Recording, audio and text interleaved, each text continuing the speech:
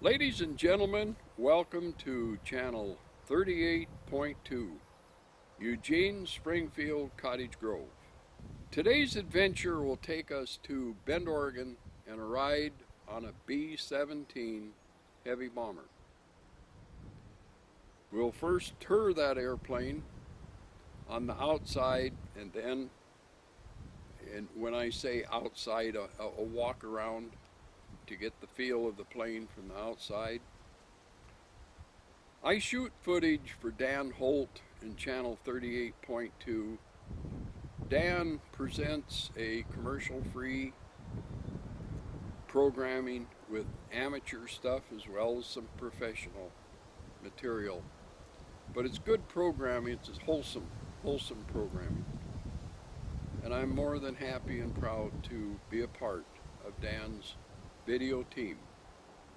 Toward the end of the war, with manpower becoming so restricted that the ladies were ferrying these planes over Alaska and Russia and into Europe from the factories in the United States. The crews were down to 17-year-olds as gunners, radio operators. Pilots were 20, 21-year-old men. The crews were told that the chance of coming back off raid were almost zero. But to protect our way of life in the United States, the Bill of Rights and the Constitution, these men took to the air. The German Air Force was superb pilots. They had good aircraft, and our B-17s were sitting ducks. You'll see in some of the photographs B-17s damaged with flak. The old saying by airmen of the World War II era, the flak was so thick you could get out and walk on it. And that is very, very true. Lost a lot of airplanes, both fighters and bombers, with flak from the ground.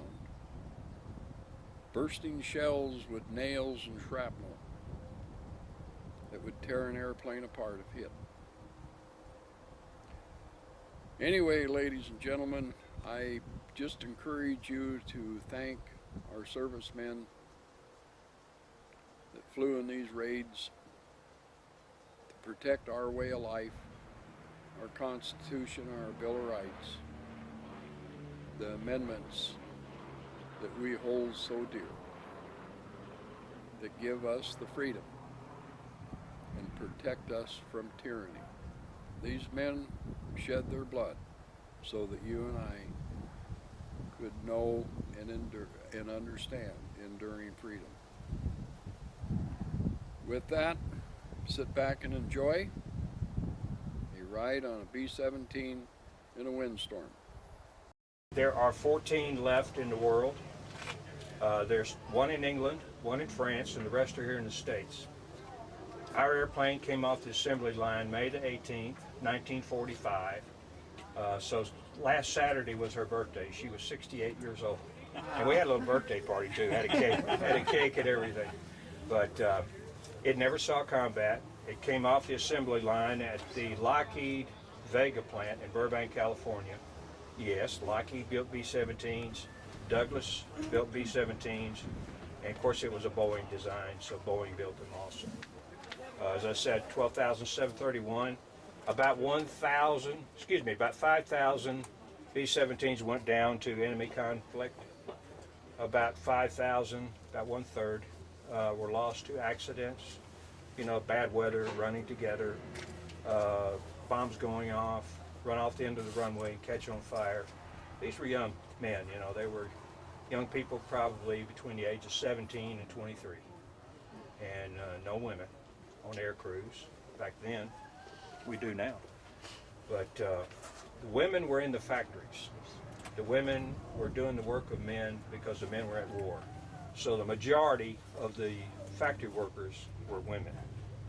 And if if you look at the airplane control surfaces, they're made out of fabric, and that was linen back in World War II. It was sewn on by women mostly, and then put dope over it, make it taut, and it was very strong, stronger than metal actually, and it gives you a nice feel when you're flying. The airplane had 13 machine guns, 50 calibers, Browning M2s, waist gunners. You know, there was 4 guns in the front, 2 on the top, 1 behind the radio operator right here, 2 on the bottom, 2 on the side, and 2 on the tail, total of 13. You had 1,000 round boxes. You'll see when you get on board, they're made out of wood. 1,000 rounds was about 1 minute and 10 seconds if you hold the trigger down. Of course, if you hold the trigger down, you're going to burn your barrels out anyway. So it was short bursts, like that.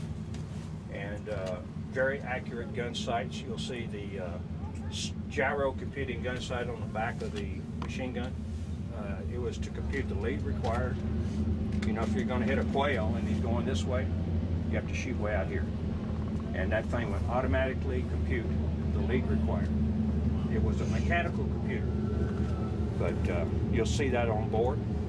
I hear the airplane coming in, so we're about ready to go. As soon as they shut down, we'll get those people off and get you on, and you'll get to experience part of history. I always end my little talk with this. Think about this. Teenagers 70 years ago fought knowing that they're going to die. Their chances of completing 13 missions were 0, statistically, and they flew every day for our freedom. What we're going to do when we fly, just as soon as Danny gives me a gear up signal telling me that the gear is up, and this aircraft flies very quickly. As soon as it rolls down the runway, it's going to be flying. So once you feel that we're flying, or look out the window and feel that we're flying, I want you to look up to the flight deck. I'll be standing on the flight deck the entire time. Look up to the flight deck. I'm going to give you a thumbs up signal just as soon as Danny tells me the gear's up. So thumbs up, that means you can get up. You can go anywhere in this airplane you want to. You're not going to be able to get in the tail or the ball turret, but the rest of the aircraft's completely open, so you'll be able to go through it.